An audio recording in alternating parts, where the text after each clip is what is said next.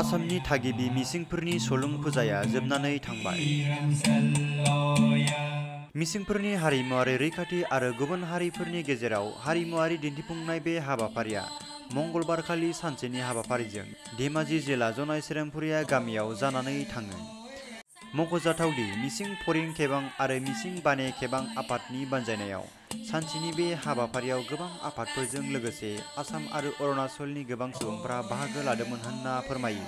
September माहर 7 तारिখে আমি চলুং পূজাটো আদিসকলৰ যিটো পৰম্পৰা কৃষিভিত্তিক উৎসৱ এই উৎসৱটো আজি পালন কৰি ইতিমধ্যে প্ৰায় 2টা বাজি গৈছে। প্ৰায় কাৰ্যসূচী সমাপ্ত হৈছে। ইতিমধ্যে আমাৰ যিটো ৰাজহুৱা ৰাইজক কি ক'বলগীয়া আমাৰ নিমন্ত্ৰিত অতিথিসকলৰ ভাষণটো চলি আছে।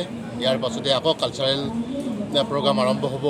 কিন্তু তাৰ আগতে আমি পুৱা প্ৰথমতে চিফ গেষ্ট আমাৰ যিসকল গেষ্ট আছিলে সেই গেষ্টসকলক আমন্ত্ৰণ জনোৱাৰ পাছত প্ৰথমতে আমি ফ্লেগটো হোষ্টিং কৰিলোঁ আদি মিচিং বানে কেবাঙৰ ফ্লেগ। তাৰ পাছতে আমি তাৰ এই যে কৃষি কৰ্মৰ যিটো বিন্যাস বুলি কয় এইটো ধানটো যাতে ভাল হ'ব লাগে সুস্থ সবল হ'ব লাগে তাৰ কাৰণে পূজা কৰাৰ এটা পদ্ধতিটো তাৰমানে এইটো আমি সমাপন কৰাৰ পাছত আমি এই সভাখন আৰম্ভ কৰিছোঁ।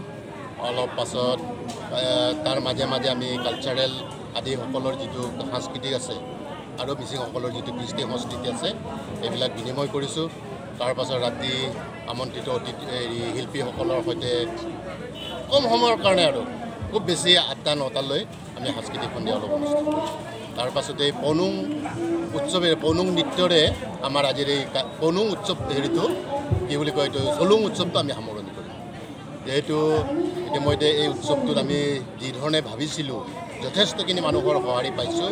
তাৰ কাৰণে আপোনালোকৰ এই মাধ্যমবিলাকৰ যোগেদি মই যিসকলে আমাক এই উৎসৱটো সফল কৰাত সহায় সহযোগ কৰিলে তেখেতসকললৈ মোৰ ফালৰ পৰা আন্তৰিক অভিনন্দন জ্ঞাপন কৰিছোঁ আৰু ধন্যবাদ জনাইছোঁ আৰু ভৱিষ্যতেও তেখেতসকলৰ পৰা এনেধৰণৰ আমি আশা কৰিছোঁ।